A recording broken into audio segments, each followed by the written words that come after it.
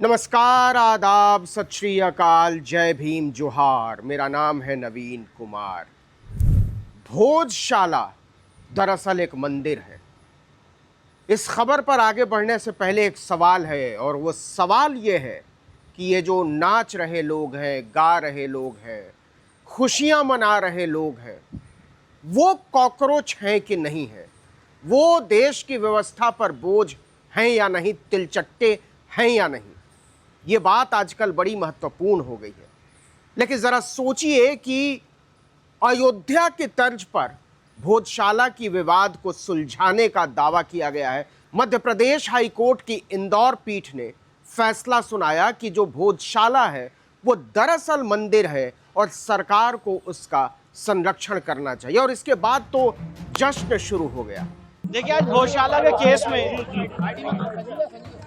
गौशाला के केस में ऑनरेबल इंदौर हाई कोर्ट का बहुत ही ऐतिहासिक फैसला आया है, जिसमें ऑनरेबल इंदौर हाई कोर्ट ने जो एएसआई का 7 अप्रैल 2003 का ऑर्डर है उसको पार्शियली क्वैश किया है और हिंदू समाज के लोगों को वहां पे पूजा पाठ का अधिकार दिया है। कोर्ट ने भोजशाला कॉम्प्लेक्स को राजा भोज का माना है, एक सरस्वती स्कूल माना है लर्निंग का। साथ ही साथ इसमें सबसे महत्वपूर्ण बात यह है कि भोजशाला के केस में जो हमारी मांग थी कि वहां से लंदन के म्यूजियम से मूर्ति वापस लाई जाए, कोर्ट ने कहा है कि सरकार इस रिप्रेजेंटेशन को कंसीडर करे। और साथ ही साथ कोर्ट ने यह भी कहा है कि जो मुस्लिम पक्ष हैं वो सरकार को रिप्रेजेंटेशन दे सकते हैं, जो रिस्पोंडेंट नंबर 8 है मौला कमालुद्दीन की तरफ से, और उनको अल्टरनेट लैंड देने के लिए सरकार उस पर विचार करे। पर सबसे महत्वपूर्ण बात यह है कि कोर्ट ने यहाँ पे हमें पूजा पाठ का अधिकार दिया है। मैनेजमेंट के लिए सरकार को कहा है कि वो उसके मैनेजमेंट के लिए चीजें देखे। और जो एएसआई का ऑर्डर था 7 अप्रैल 2003 का, जो यहाँ पे नमाज की अनुमति देता था, उसको कोर्ट ने सिरे से खारिज कर दिया है। लेकिन क्या अयोध्या की तर्ज पर जो फैसला आया है वो वाकई खुशी मनाने की वजह है? क्या वो वाकई भारत में सामाजिक समरसता को बढ़ावा देगा, भाईचारे को बढ़ावा देगा, या एक समुदाय को चिढ़ाने जैसी ये बात है? ये बात इसलिए बड़ी है क्योंकि जिस तरीके का फैसला आया है उस पर बहुत सारे लोगों की नज़र थी। आप जानते ही होंगे कि जो 2003 का फैसला था कि मुसलमानों को नमाज पढ़ने की इजाज़त होगी शुक्रवार के, उस फैसले को भी इसके साथ रद्द कर दिया गया है। नई व्यवस्था बनाई गई है और सरकार को कहा गया है कि अब आप एएसआई यानी आर्कियोलॉजिकल सर्वे ऑफ इंडिया के साथ मिलकर इस जगह का फैसला करें कि क्या करना है। वो तो यहाँ सब आपने सुना है, सब लोगों ने अलग अलग अपनी ओपिनियन दी है। तो अब वैकल्पिक जगह का तो कोई कॉन्सेप्ट ही नहीं है जी। अगर मिलेगा तो वही होगा, जरूरत पड़ेगी ये तो यही लोग फैसला करेंगे, जाना है नहीं जाना। जी हाँ, तो अब उस सब फैसले से तो कैसे इत्तेफाक हो सकता है, उससे तो इख्तलाफ ही है क्या? नहीं, वो अपनी अपनी ओपिनियन है, पर इंडिविजुअल पर्सनल ओपिनियन है। मस्जिद का मामला नहीं है सिर्फ, ये मुल्क का दस्तूर का मामला है, तो लड़ेंगे आप तो कानून का मामला है भाई। वो लोग लड़ रहे हैं, ज्ञानवापी वाले लड़ रहे हैं ज्ञानवापी का भाई। हाई कोर्ट ने यह भी कहा कि जो साक्ष्य हमारे सामने है उसको देखते हुए संवैधानिक दायरे में हम ये फैसला सुना रहे हैं कि जो भोजशाला है वहां पर एक मंदिर हुआ करता था और वो सरस्वती मंदिर हुआ करता था। वाग्देवी की वहां प्रतिमा थी और सरकार को उस प्रतिमा को वापस लाने के लिए काम करना चाहिए। जो विवाद था वो ये कि ये कमाल मौला मस्जिद थी वहाँ पे, जिसको लेकर विवाद थी। हिंदू पूजा किया करते थे और मुसलमान नमाज पढ़ा करते थे, दोनों का समय और दिन निर्धारित था।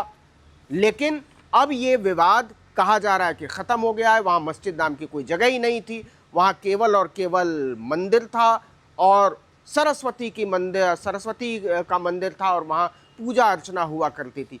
अब देखिए कि अयोध्या की जो टीस है वो मुसलमानों को रह रह कर सताती रहती है, और उसी तर्ज पर एक और फैसला आता है, इससे लोगों के बीच चिंता की लकीरें खिंच जाती हैं।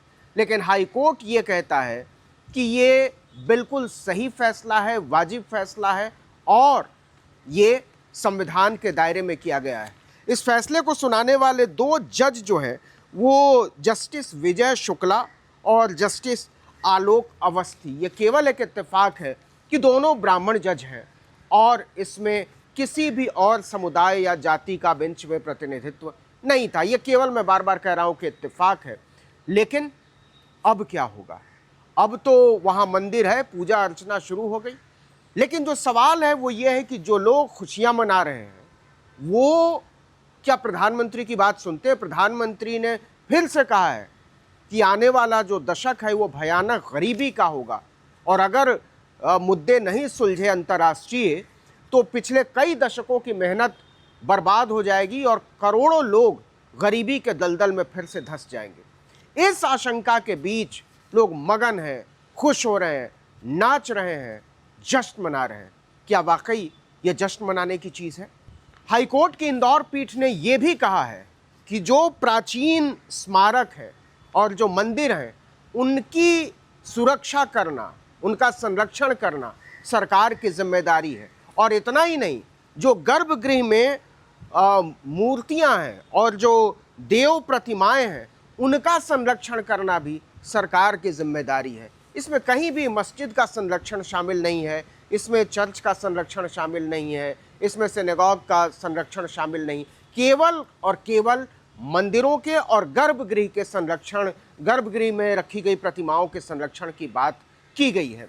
तो ज़रा सोचिए कि ऐसे नाजुक माहौल में जब प्रधानमंत्री बार बार कह रहे हैं कि हम दुर्दिन की तरफ जा रहे हैं, आने वाले दिन भयावह होंगे, गरीबी बढ़ेगी, महंगाई बढ़ेगी, लोग लाचार होंगे, नौकरी नहीं, वर्क फ्रॉम होम की बात की जा रही है, सुप्रीम कोर्ट खुद कह रहा है कि वर्क फ्रॉम होम करना चाहिए, अलग अलग तरीके से ये बात सामने आ रही है कि प्रधानमंत्री कितना महत्वपूर्ण बात कर रहे हैं।